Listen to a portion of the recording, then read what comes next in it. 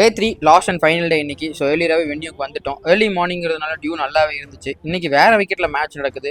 So wicket அடி பண்ணிட்டு இருந்தாங்க. நாங்களும் கேமராஸுக்கு ஆங்கிள் செட் பண்ணிட்டோம். அடிஷனலாக ஒரு ஸ்டாட்டிக் கேமரா செட் பண்ணியிருந்தோம். ஸோ இன்னைக்கு 3 மேட்சஸ், 2 செமிஃபைனல் 1 ஃபைனல். டீம்ஸ் எல்லாம் வார்ம் அப் பண்ணிட்டு இருந்தாங்க. நாங்கள் அதுக்குள்ளே லைவுக்கு செட் பண்ணி ரெடி ஆகிட்டோம். இந்த டைம் ஓவர்ஸுக்கு கேப்பில் பாக்ஸ் ஆடி ட்ரை பண்ணியிருந்தோம். ரொம்பவே நல்லா இருந்துச்சு. ஃபஸ்ட்டு செமி ஒன் சைடாக முடிஞ்சுது.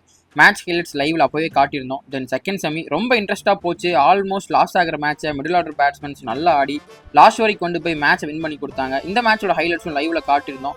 ஒரு ஸ்மால் பிரேக்கு அப்புறம் ஃபைனல் ஸ்டார்ட் ஆச்சு. இந்த மேட்சும் இன்ட்ரெஸ்டடாக போச்சு. லாஸ்ட் வரைக்குமே யார் வின் பண்ணுவாங்கன்னு ஒரு ப்ரெடிக்ட் கூட பண்ண முடியல. 2 டீமும் நல்லா பர்ஃபார்ம் பண்ணாங்க.